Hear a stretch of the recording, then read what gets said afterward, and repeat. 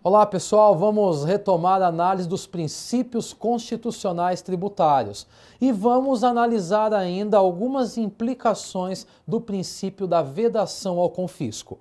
Nós analisamos anteriormente o impacto do princípio da vedação ao confisco às taxas e nós vimos que a vedação começa a surgir, ou melhor, o confisco começa a surgir quando eventualmente encontramos uma taxa que ela possui um valor excessivo em relação ao custo do serviço prestado pela administração pública. Agora, nós continuamos aprofundando o princípio da vedação ao confisco em relação aos demais tributos. E o próximo tributo que eu trago é a contribuição de melhoria. Vamos analisar no nosso slide. Nosso slide diz o seguinte: à semelhança das taxas, o efeito do confisco será aferido a partir da falta de correspondência entre o montante da valorização experimentada pelo imóvel e o montante exigível. Bom, vamos começar a entender o que o slide está dizendo. Primeiro ponto, estamos nos referindo a uma modalidade tributária, a uma espécie tributária chamada contribuição de melhoria. A contribuição de melhoria, assim como a taxa, é considerado um tributo contraprestacional. Por quê? Nós nos deparamos com a cobrança de um tributo em decorrência de uma contraprestação estatal. E qual é essa contraprestação estatal? Qual é a influência, a peculiaridade existente na contribuição de melhoria? Como o próprio nome diz, nós temos uma contribuição paga em decorrência de uma melhoria. Mas que melhoria é essa? Nós teremos a contribuição de melhoria vindo à tona quando nós tivermos uma valorização imobiliária existente em decorrência da execução de uma obra pública. Ou seja, se uma determinada obra pública for executada e ela gerar valorização em determinados imóveis, nós nos deparamos com a chamada contribuição de melhoria. Esta contribuição é bastante importante nós termos em mente que ela possui dois limites, um limite geral e um outro limite individual. Como assim limite geral ou individual? Limite geral e individual para a sua cobrança. O limite geral da contribuição de melhoria se refere ao fato que não se poderá cobrar a título de contribuição de melhoria valor superior àquele que foi gasto com a obra pública. Já quando falo em um limite individual, significa que nenhum imóvel individualmente falando detentor de melhoria poderá ser tributado em valor superior à valorização em que ele obteve em decorrência da obra. Ou seja, temos limites individuais e gerais para a aplicabilidade da contribuição de melhoria. Desta maneira, com isso em mente, vamos voltar e analisar novamente o que o slide fala. Vamos analisar. À semelhança da taxa, o efeito de confisco será aferido a partir da falta de correspondência entre o montante da valorização experimentada pelo imóvel e o montante exigível pela contribuição. Ou seja, a partir do momento que o valor exigido a título de contribuição ele simplesmente for excessivo em relação ao montante experimentado pela obra a título de valorização, nós temos uma tributação excessiva com efeito de confisco. Então vejam, a grande regra é que em relação à contribuição de melhoria, por força de uma obra pública que eventualmente gerar uma valorização, eu poderei ter cobrado pelo fisco este tipo de contribuição. Mas a partir do momento que o valor cobrado pelo fisco for excessivo em relação à valorização experimentada pelo imóvel, nós nos deparamos com uma tributação com efeito de confisco. Ou seja na taxa, seja na contribuição de melhoria, nos deparamos com dois tributos com caráter contraprestacional. A partir do momento que o Estado me cobra, seja por uma taxa ou seja por uma contribuição de melhoria, em um caráter desproporcional em relação àquilo que ele me oferece, nós nos deparamos com uma tributação com a característica e as peculiaridades de um confisco. Bom, feita essa análise, vamos seguindo à frente porque ainda temos mais particularidades sobre a vedação ao confisco. Vamos lá. Agora, o nosso próximo slide traz uma relação entre vedação ao confisco e os empréstimos compulsórios. Temos aqui uma nova espécie tributária que também tem reflexo com relação ao princípio em estudo. E o que diz o nosso slide acerca da relação vedação ao confisco e empréstimos compulsórios? Não se admite que o gravame tome todo o patrimônio ou renda do sujeito passivo. No empréstimo compulsório, a proibição do confisco deve ceder passo às outras circunstâncias, calamidade pública e interesse relevante nacional. Então vamos analisar novamente, ponto importante. Não se admite que o gravame tome todo o patrimônio ou renda do sujeito passivo. No empréstimo compulsório, a proibição do confisco deve ceder passo às outras circunstâncias, calamidade pública e relevante interesse social. Ou seja, nos deparamos com uma nova espécie tributária, denominada empréstimo compulsório, em que o empréstimo compulsório vem à tona em uma característica bastante excepcional, em que nós teremos a sua vinda à tona, seja por um aspecto de guerra, ou seja por um aspecto de calamidade. O que importa é que nós nos deparamos com questões importantes, como, por exemplo, a existência de um relevante interesse nacional para que nós tenhamos a sua incidência. Desta maneira, deve a proibição ao confisco ceder passo aos eventuais requisitos necessários ao empréstimo compulsório, como, por exemplo, acabei de mencionar, a questão que envolve o relevante interesse nacional. Lembre-se, estamos diante de uma espécie tributária denominada empréstimos compulsórios, que na realidade possui um aspecto excepcionalíssimo de aplicabilidade, haja vista existir a sua aplicabilidade em decorrência de uma calamidade pública ou da existência de uma eventual guerra. Bom, então fizemos aqui a análise entre empréstimos compulsórios e ainda o princípio da vedação do não confisco. Vamos continuando o nosso curso de Direito Tributário, caminhando por outros slides. Vamos lá. Agora, a vedação ao confisco, ela está ligada diretamente às contribuições. E o que diz o nosso slide sobre tal? Haverá confisco quando houver desproporção entre o montante da cobrança, o montante da exação e a atuação do Estado, ou, igualmente, quando inexistir atuação estatal. Aqui nós temos um exemplo, que é a CPMF, dotado de caráter confiscatório em razão do desvio de finalidade do tributo. Percebam que estamos diante de uma contribuição ou das contribuições também consideradas como espécies tributárias e que, eventualmente, podemos ter a incidência, sim, do princípio do não confisco às contribuições. E por qual motivo nós teríamos a incidência?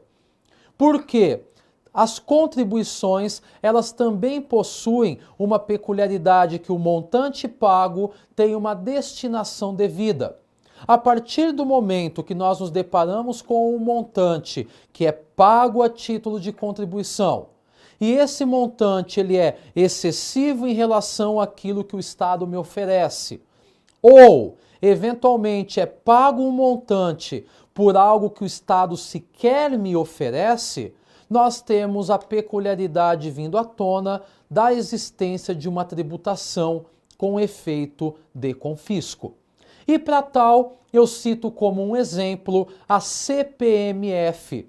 CPMF essa que teve seus problemas caracterizados do ponto de vista tributário porque ela simplesmente não atendia às finalidades dispostas. Nós tivemos um desvio em relação às finalidades apresentadas sobre a CPMF.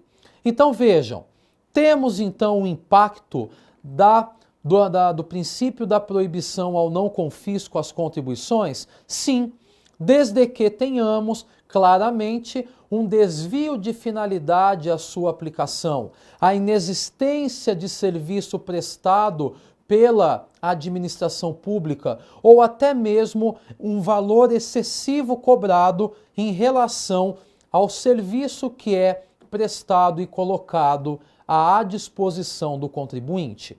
Então temos sim o impacto do princípio do não confisco às contribuições. Bom, vamos a um novo tópico do nosso bate-papo. Novo slide, agora ele vincula o princípio da vedação ao confisco e a multa, né? Então vejam, temos aqui a existência a impossibilidade de confisco vinculada à multa. O que diz o nosso slide? A multa não é tributo, mas sanção exigível pelo descumprimento da obrigação tributária. O artigo 3º dispõe que tributo não se constitui como sanção de ato ilícito.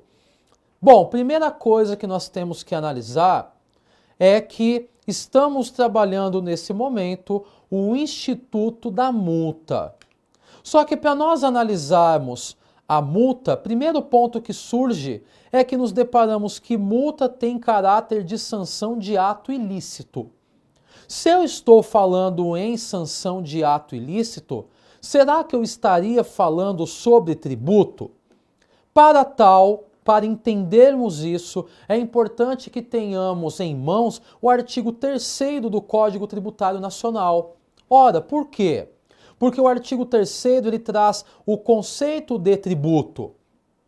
E ao analisarmos o conceito de tributo estampado no artigo 3º, nós chegaremos à conclusão que tributo é prestação pecuniária compulsória que não se caracteriza como sanção de ato ilícito.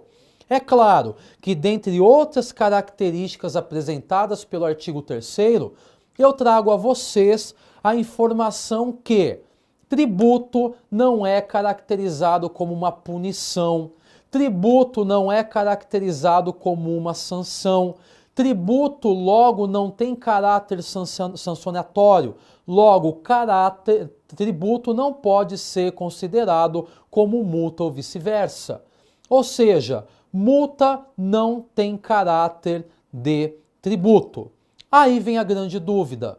Se multa não tem caráter de tributo, será que aplicaríamos o princípio de vedação ao confisco às multas também?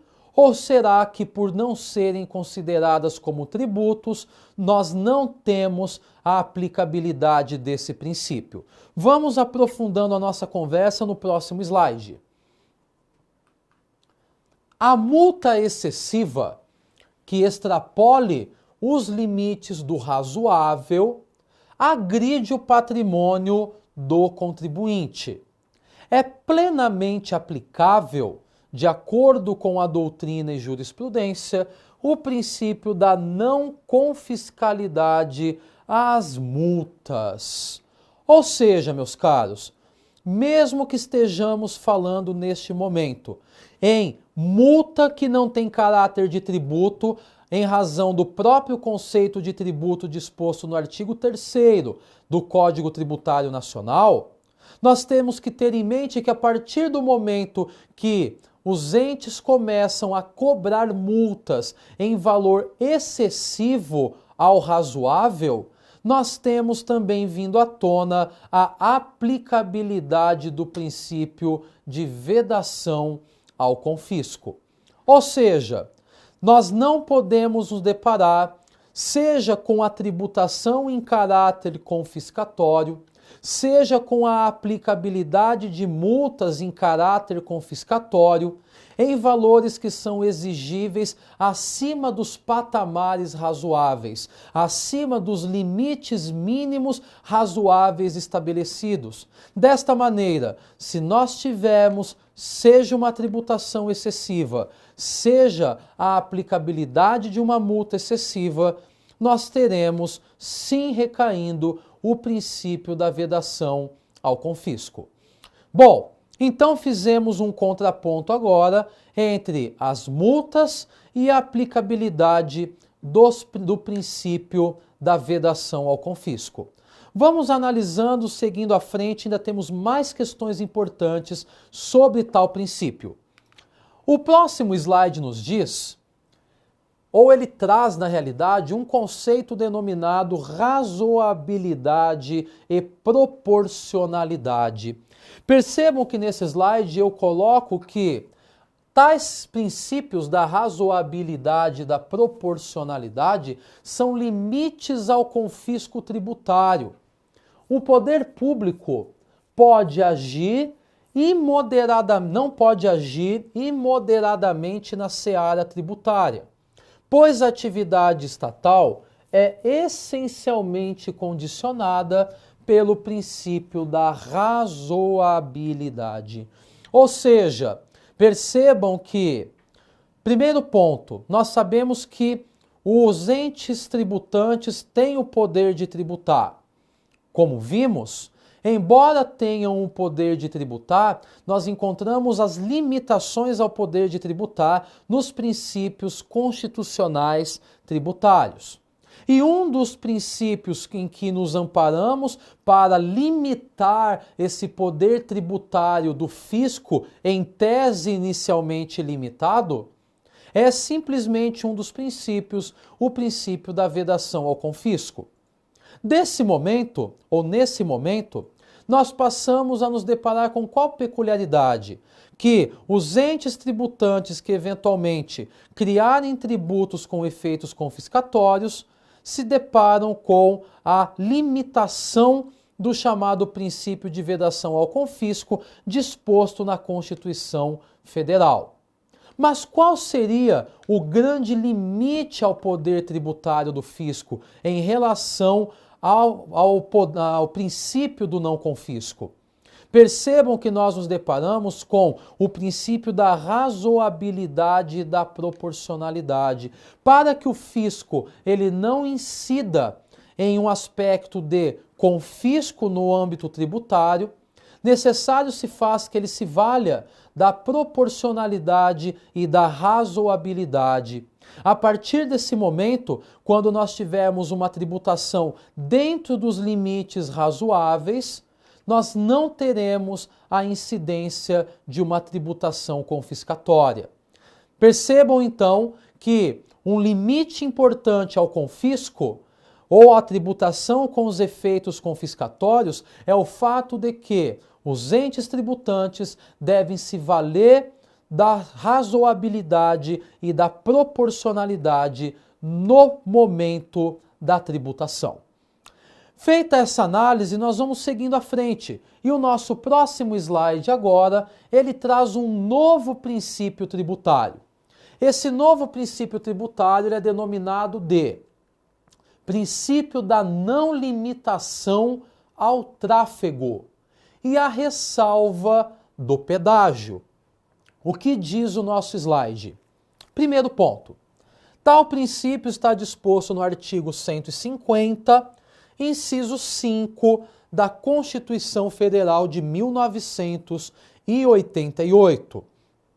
Os entes tributantes não podem estabelecer limitações ao poder, ao tráfico de pessoas ou bens, por meio de tributos interestaduais ou intermunicipais, ressalvada a cobrança de pedágio pela utilização das vias conservadas pelo poder público. Vamos analisar de novo esse segundo ponto, importante. Os entes tributantes não podem estabelecer limitações ao poder ou ao tráfego de pessoas ou bens, por meio de tributos interestaduais e intermunicipais, ressalvada a cobrança de pedágio pela utilização das vias conservadas pelo poder público. Bom, primeira questão que surge em nosso bate-papo. Temos um princípio que ele veda a criação de tributos que impeçam, que limitem na realidade o tráfego de pessoas e de bens. Ou seja, não poderíamos ter um tributo intermunicipal ou interestadual que limitasse a livre circulação de pessoas e de bens. Só que aí vem uma ressalva, vem uma exceção disposta no artigo 150 também, que é a possibilidade da cobrança do pedágio em relação a rodovias que são exploradas pelo poder público. Ou seja, nos deparamos em uma primeira situação, que tributos intermunicipais e interestaduais não podem ser cobrados de modo a prejudicar, limitar, portanto, o tráfego de pessoas e de bens. Mas percebam que ele põe a salvo esse artigo 150 da Constituição Federal, a cobrança do pedágio. E são aspectos como esse que nós vamos analisando nos próximos slides. Então vamos lá, me acompanhe nesse próximo slide. Tal princípio não visa obstar de modo absoluto a exigência de impostos sobre a circulação de bens ou de pessoas em operações intermunicipais e interestaduais. Vejam que questão interessante que surge aqui. Em momento algum, a Constituição menciona que não poderá se cobrar impostos intermunicipais ou interestaduais.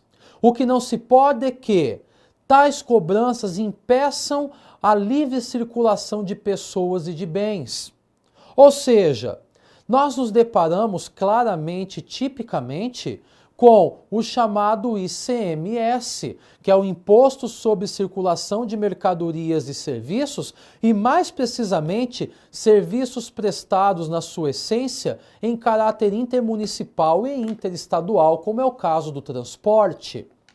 Desta maneira, a tributação sobre a circulação de mercadorias e serviços não é vedada por esse princípio trazido pela Constituição Federal.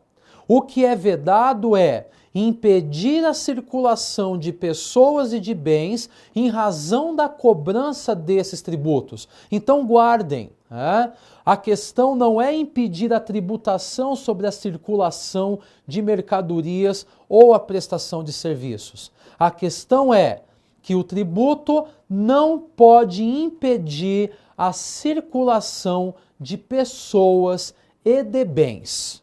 Ponto bastante importante esse para nós analisarmos e nos recordarmos.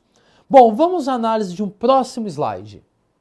O próximo slide, ele traz aqui algumas exceções ao princípio da não limitação ao tráfego. Bom, a primeira regra é que não pode existir tributo que eventualmente impeça a circulação de pessoas e de bens. Mas esse slide traz uma exceção ao princípio da ilimitação do tráfico. Bom, o que nós temos com relação a este princípio? São exceções ao princípio da ilimitação de tráfego. Letra A, nós temos o pedágio e letra B, nós temos o ICMS devido nas barreiras pelas autoridades fiscais. Então vamos lá. A grande regra que nos deparamos é que um tributo não pode impedir a circulação de pessoas e de bens. Só que nos deparamos com duas questões excepcionais. A primeira delas diz respeito ao pedágio, em que eventualmente ele pode ser cobrado, e o segundo diz respeito ao ICMS devido nas barreiras pelas autoridades fiscais. Percebam que nós nos deparamos com uma regra que nenhum tributo será capaz de impedir a circulação de pessoas e de bens, mas o pedágio e o ICMS devido nas barreiras pelas autoridades fiscais são efetivamente exceções. Quantas vezes não ouvimos falar que nos deparamos com uma carga que se encontra eventualmente em uma determinada barreira? Oportunidade que, se não se recolher o tributo devido, mais precisamente o ICMS, tal caminhão com a carga não adentrará no estado. Ou seja, nós temos duas exceções ao princípio da ilimitação ao tráfego. Primeira exceção diz respeito ao pedágio e a segunda exceção ao ICMS devido nas barreiras pelas autoridades fiscais.